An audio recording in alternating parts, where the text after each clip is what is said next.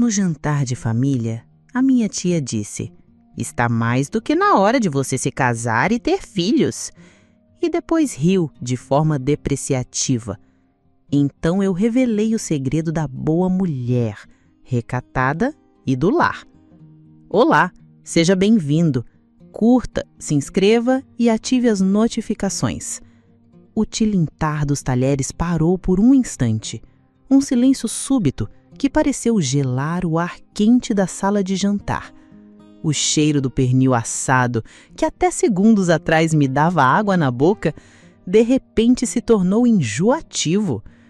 Todos os olhares se voltaram para o centro da mesa, onde minha tia Gertrudes, com seu penteado impecável e colar de pérolas, me encarava com um sorriso que não chegava aos olhos. "Está mais do que na hora de você se casar e ter filhos, querida," ela disse, com aquela voz adocicada que usava para destilar seu veneno. E então veio o golpe final, uma risadinha curta, depreciativa, um som oco e ensaiado que ecoou na sala. Um riso que dizia: "Olhem para ela, a encalhada, a que não conseguiu o que toda mulher de verdade consegue." Senti o sangue subir para o meu rosto, quente e latejante. Minha mãe, sentada ao meu lado, ajeitou o guardanapo no colo pela 10ª vez, seu gesto universal para "por favor, não comece." Meu pai limpou a garganta e fixou o olhar no seu prato, como se ele contivesse o segredo do universo. Ninguém diria nada. Como sempre. Gertrudes era a matriarca não oficial da família, casada com meu tio Alberto, um homem bom, porém quieto e visivelmente cansado. Ela construiu para si a imagem da esposa perfeita, da mãe dedicada e da dona de casa exemplar. Sua casa era um brinco. Seus filhos, especialmente o mais velho, Ricardo, eram tidos como modelos de perfeição. E ela usava essa fachada como um escudo e uma arma. Em cada reunião de família, ela era o centro das atenções, distribuindo conselhos que mais pareciam sentenças. "Já terminou a faculdade?" me perguntou no Natal passado, sabendo que eu havia trancado o curso por um semestre para cuidar da minha saúde mental.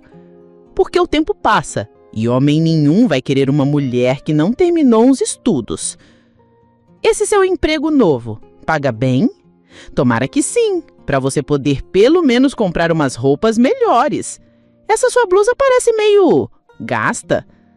Cada comentário era uma agulhada, uma pequena ferida que eu tentava ignorar, mas que infeccionava com o tempo. Eu engolia o choro, forçava um sorriso e mudava de assunto. Minha mãe me dizia para ter paciência. "Ela é assim mesmo, filha, ignora." Mas hoje foi diferente. A risada dela, aquele som de desprezo puro, foi a gota d'água. Não era mais sobre mim, sobre minhas escolhas ou meu futuro. Era sobre a humilhação pública, sobre ela se sentir superior, diminuindo os outros na frente de toda a família. Meu garfo pesou na minha mão. Olhei para ela, para aquele sorriso de Mona Lisa falsificada, e depois olhei para meu tio Alberto, na outra ponta da mesa. Ele tinha um olhar perdido, um ar de quem desistiu há muito tempo. Ele olhava para a esposa com uma espécie de resignação exausta, como quem olha para uma tempestade que não pode evitar. E então, olhei para Ricardo, o filho perfeito. Ele tinha os cabelos loiros e os olhos azuis, traços que não existiam nem no meu tio Alberto, moreno de olhos castanhos, nem na minha tia Gertrudes, de cabelos e olhos escuros. Mas ele tinha exatamente os mesmos olhos de Afonso, o melhor amigo do meu tio Alberto. O mesmo Afonso que visitava a casa deles com uma frequência suspeita, sempre quando Alberto estava viajando a trabalho. Eu sabia do segredo. Eu sabia há anos. Descobri por acaso, numa conversa que não deveria ter ouvido. Um sussurro apressado ao telefone. cheio de promessas e mentiras. Guardei aquilo no fundo de um baú, trancado a 7 chaves na minha mente. Era uma arma poderosa demais, suja demais. Mas a humilhação tem um jeito de arrombar qualquer fechadura. A bomba relógio dentro de mim, que eu vinha desarmando com paciência e sorrisos amarelos há anos, finalmente chegou ao zero. O tic-tac parou. Respirei fundo, com o ar parecendo pesado, denso. Minha mãe percebeu a mudança na minha postura e segurou meu braço por debaixo da mesa. Seu aperto era um apelo silencioso. Não faça isso. Mas era tarde demais. O dano já estava feito. A única questão era quem pagaria a conta. Levantei meu queixo e encarei minha tia, ignorando o risinho que ainda dançava em seus lábios. Forcei meu próprio sorriso, mas o meu era diferente. O meu era afiado. Sabe, tia Gertrudes? Comecei, minha voz soando surpreendentemente calma e clara no silêncio que se instalou. A senhora tem razão. Talvez eu devesse mesmo pensar em me assentar. Mas eu tenho um pouco de medo, sabe? Ela ergueu uma sobrancelha perfeitamente arqueada. Medo de quê, querida? De ser feliz? Não, respondi, sentindo todos os olhares sobre mim. Medo de não conseguir ser uma esposa tão boa quanto a senhora. A senhora é um exemplo. Uma mulher tão recatada, tão do lar. Uma verdadeira inspiração. O sarcasmo era tão palpável que podia ser cortado com a faca do pernil. O sorriso dela vacilou por um segundo.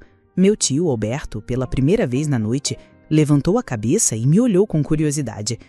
Eu continuei, inclinando-me um pouco para a frente, como se fosse compartilhar um segredo delicioso. Mas sabe qual é a parte mais inspiradora da sua vida, tia? Aquele segredinho que a senhora guarda com tanto cuidado para manter essa imagem de boa mulher. O sorriso de Gertrudes congelou, transformando-se numa máscara de cera. Seus olhos, antes faiscantes de zombaria, agora brilhavam com um pânico mal disfarçado. Ela forçou uma risada, mas o som que saiu foi um grasnido seco, frágil. Que segredo, querida? Acho que você andou lendo romances demais. Está ficando fantasiosa. Está inventando coisas para chamar a atenção. Atenção, repeti, a calma na minha voz assustando até a mim mesma. Não, tia. A senhora já tem toda a atenção de que precisa. Estou falando de outra coisa. Estou falando sobre lealdade. Fiz uma pausa deliberada, deixando a palavra pairar sobre a mesa. Olhei diretamente para o meu tio Alberto.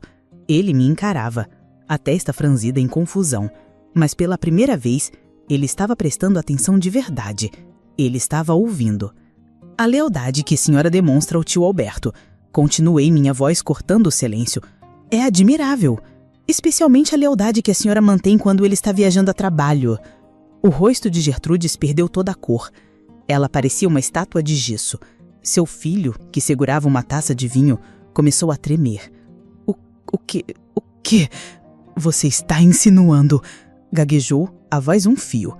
Não estou insinuando nada, tia. Estou sendo bem direta. Inclinei-me mais, baixando um pouco a voz, o que forçou todos a se inclinarem para ouvir, criando uma cumplicidade macabra. Estou falando do Afonso, o melhor amigo do seu marido. Ele deve te achar uma mulher muito inspiradora também, não é? A julgar pelas visitas tão frequentes e tão discretas. Um suspiro coletivo percorreu a sala. Minha mãe levou a mão à boca, seus olhos arregalados de horror. Meu pai largou os talheres, que bateram no prato com um barulho estrondoso. Tio Alberto virou a cabeça lentamente, como num pesadelo, e olhou para a esposa. O ar de cansaço dele havia desaparecido, substituído por uma tensão elétrica e perigosa. Sua louca! Sibilou Gertrudes, recuperando a voz numa onda de fúria. Invejosa! Você sempre teve inveja de mim, da minha família, do meu casamento. Está inventando essa calúnia nojenta para estragar a festa. Ela se virou para o marido, os olhos suplicantes. Alberto, você não vai acreditar nessa menina, vai? Olhe para ela. É uma frustrada que quer destruir a felicidade dos outros. Tio Alberto não olhou para mim. Seus olhos estavam cravados na esposa. Sua voz, quando ele falou, era baixa, quase um sussurro, mas carregada de um peso que silenciou a todos. Gertrudes? O que ela está falando? É mentira, meu amor. Uma mentira horrível. Ela choramingou, tentando pegar a mão dele, mas ele a afastou como se queimasse. Eu sabia que era a hora. A meia-verdade era cruel, mas a verdade inteira era uma aniquilação, e era isso que ela merecia. Meu olhar se moveu de Gertrudes para Ricardo. O pobre rapaz estava pálido, olhando de um para o outro completamente perdido. Ele era a vítima inocente no meio da guerra, a prova viva do crime. Senti uma pontada de pena, mas a apaguei. A ferida que Gertrudes me abriu sangrava mais forte. Mentira, tia? A senhora tem certeza? A sua lealdade é tão grande, tão forte, que até deu frutos, não é? Meu olhar voltou para o tio Alberto, que agora me encarava com terror crescente nos olhos. Ele sabia o que estava por vir. Ele sentia. Tio Alberto, disse eu com a voz mais suave que consegui, o senhor nunca achou estranho? Nunca parou para pensar porque o Ricardo, seu filho tão amado, tem os cabelos claros e os olhos azuis do Afonso, e não os cabelos escuros e os olhos castanhos de toda a sua família? O mundo parou. O garfo de Ricardo caiu de sua mão e bateu no chão com um ruído metálico que soou como um tiro. O rosto do meu tio se desfez. A confusão, a raiva, a negação, tudo desmoronou, dando lugar a uma expressão de dor tão pura e profunda que desviei o olhar. Era como assistir a um homem ser partido ao meio em câmera lenta. Gertrude soltou um som estrangulado, uma mistura de soluço e grito. Cala a boca! Cala essa sua boca imunda! Ela se levantou com um movimento brusco, a cadeira arrastando para trás, apontou um dedo trêmulo na minha direção.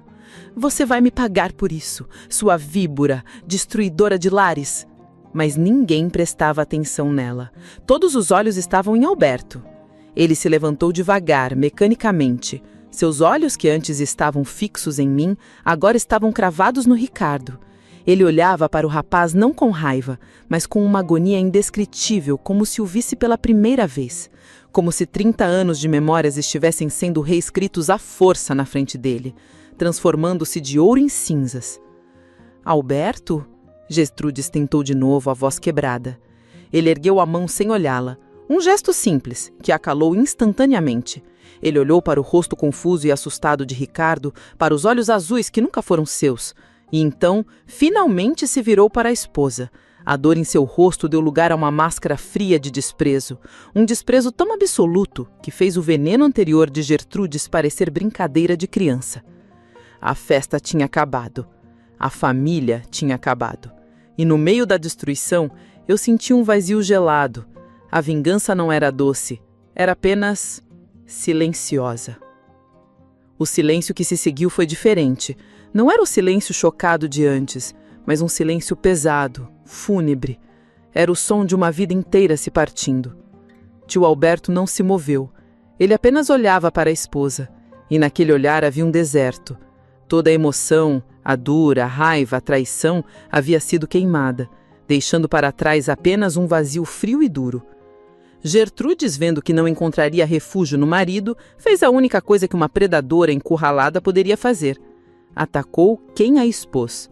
Seu rosto se contorceu numa máscara de ódio puro e avançou na minha direção, parando apenas porque a mesa nos separava.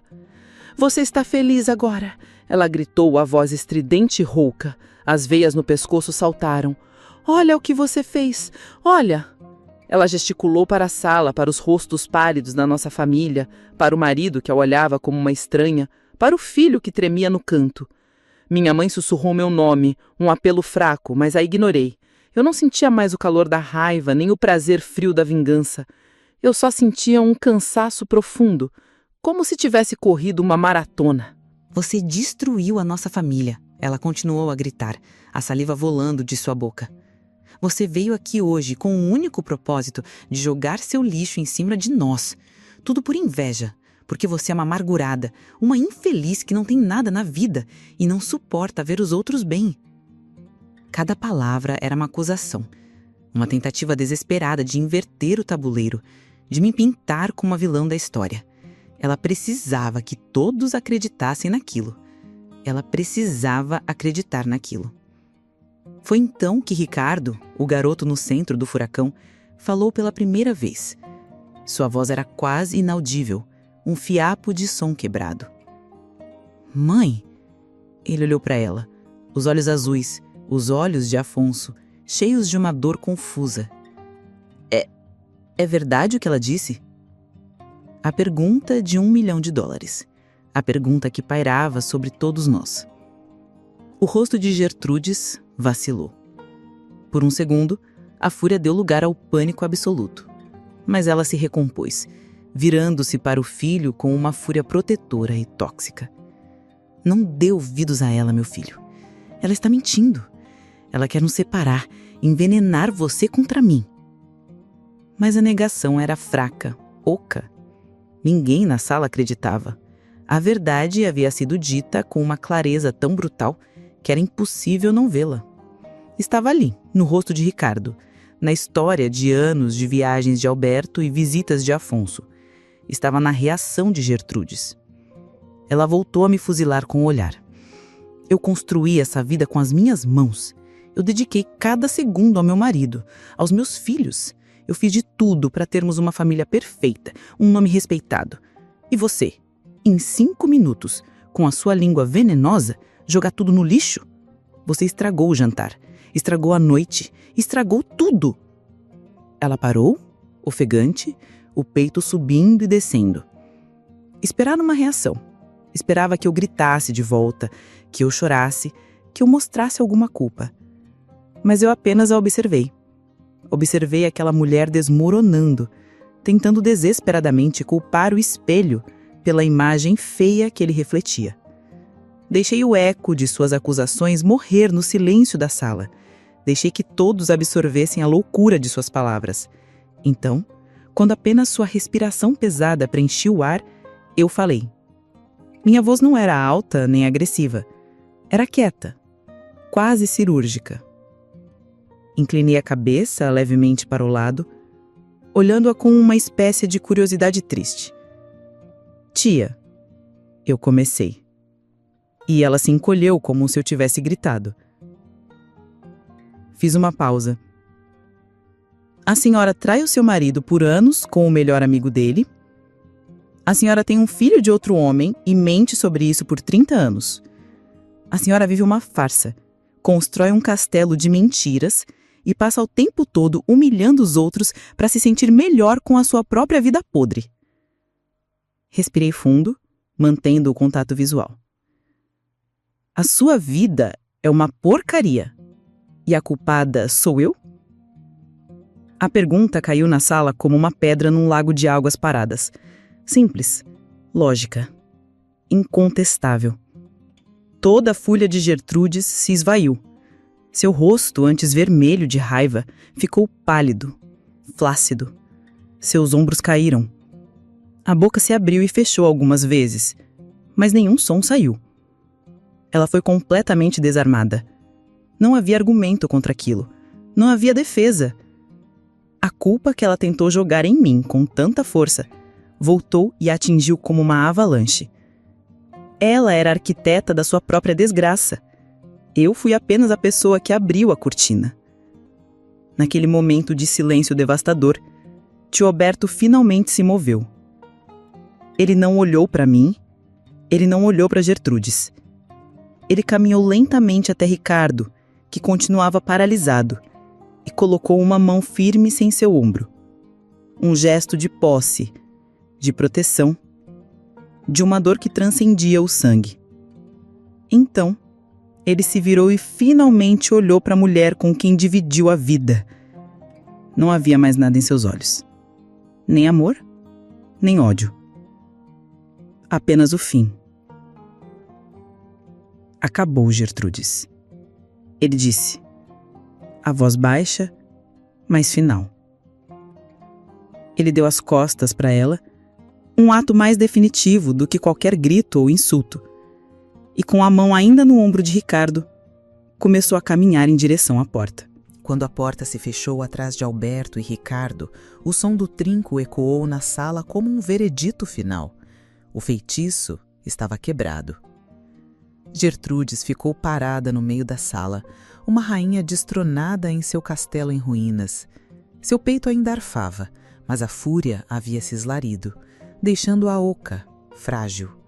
Ela olhou ao redor, buscando um aliado, um olhar de compaixão, mas não encontrou nenhum.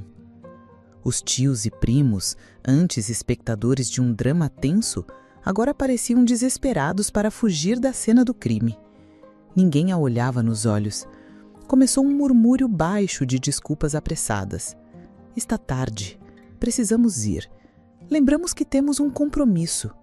Um a um eles se levantaram, pegaram suas bolsas e casacos e saíram em silêncio, como se estivessem deixando um velório. Ninguém se despediu dela. Minha mãe e meu pai foram os últimos a se levantar, depois de nós. Minha mãe me lançou um olhar que eu não consegui decifrar. Era uma mistura de horror, tristeza e, talvez, bem no fundo, uma centelha de compreensão relutante. Ela não disse nada. O silêncio no carro durante o caminho para casa era mais pesado do que qualquer sermão que ela pudesse me dar. Naquela noite não dormi. Fiquei repassando a cena na minha cabeça. O rosto desfeito do meu tio, o pânico nos olhos de Gertrudes, a confusão de Ricardo. A vingança que eu imaginei que teria um gosto doce e triunfante, na verdade tinha um gosto amargo, de cinzas. Eu não me sentia vitoriosa, sentia-me exausta, esvaziada. Eu tinha lançado uma bomba nuclear para matar uma barata, e agora estava sentada nos escombros me perguntando se tinha valido a pena. Os dias seguintes foram estranhos. O telefone da minha mãe não parava de tocar. Eram os parentes, cochichando, especulando. Eu me tornei uma figura controversa na família. Para alguns eu era justiceira, para outros, a cruel destruidora de lares. Eu não me importava, mantive-me em silêncio. Cerca de uma semana depois, meu telefone tocou. Era um número que eu não conhecia. Atendi com hesitação. Alô? A voz do outro lado era do meu tio Alberto. Soava cansada, mas mais clara do que eu jamais a tinha ouvido. Sou eu, o Alberto. Meu coração deu um salto. Tio, como o senhor está? Houve uma pausa. Pude ouvi-lo respirar fundo. Estou sobrevivendo. Entramos com o divórcio, ela não contestou. Ele fez outra pausa. Eu liguei para te agradecer. Fiquei sem palavras. Me agradecer, tio? Não, ele me interrompeu, a voz firme. Eu sei como foi, e sei que pareceu horrível, mas eu estava vivendo numa prisão, uma mentira que eu mesmo me recusava a enxergar. Eu vi os sinais, sabe? Mas ignorava, era mais fácil. Você me libertou. Sua voz falhou um pouco. A verdade dói, mas a mentira mata aos poucos e eu já estava morto por dentro há muito tempo. Obrigado por me dar a chance de viver de novo. E o Ricardo? Eu perguntei, a voz baixa. Estamos conversando, ele respondeu. Vai ser um caminho longo, ele está confuso, magoado, mas ele é meu filho, não no sangue, talvez, mas no coração ele sempre será. Eu o criei, isso não muda. Ele terminou a chamada logo depois, e eu fiquei olhando para o telefone, sentindo as lágrimas finalmente rolarem pelo meu rosto. Não eram lágrimas de culpa, mas de um alívio catártico. O tempo passou. Chegou o Natal. A família se reuniu na casa da minha avó como sempre. A atmosfera era diferente, mais quieta, um pouco melancólica, mas estranhamente mais leve. Não havia comentários passivo-agressivos, nem farpas disfarçadas de conselhos. O elefante na sala, a tensão que Gertrude sempre trazia consigo, havia desaparecido. Ela não foi convidada. Ninguém sequer mencionou seu nome. Era como se ela estivesse sido apagada da nossa história. Uma memória incômoda que todos concordaram em esquecer. Soube por minha mãe que ela se mudou para outra cidade, perto de uma irmã, sozinha. Naquela noite de Natal, olhando para meu tio Alberto conversando baixinho com Ricardo num canto, um sorriso genuíno e cansado em seu rosto, eu entendi. Minha ação não foi bonita, Foi brutal, foi feia e causou uma dor imensa. Mas às vezes a cirurgia para remover um câncer precisa ser agressiva. Eu não me orgulhava da destruição, mas também não me arrependia da verdade. A vingança não me trouxe felicidade, mas me trouxe paz.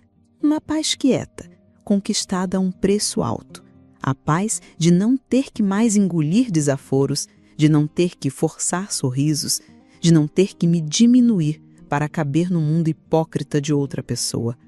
Eu me livrei de Gertrudes, sim, mas mais importante, eu me libertei da versão de mim mesma que permitia que pessoas como ela ditassem o meu valor. E essa, no fim das contas, foi a verdadeira superação. Espero que tenha gostado da história. Curta, comente e compartilhe. Obrigado por assistir.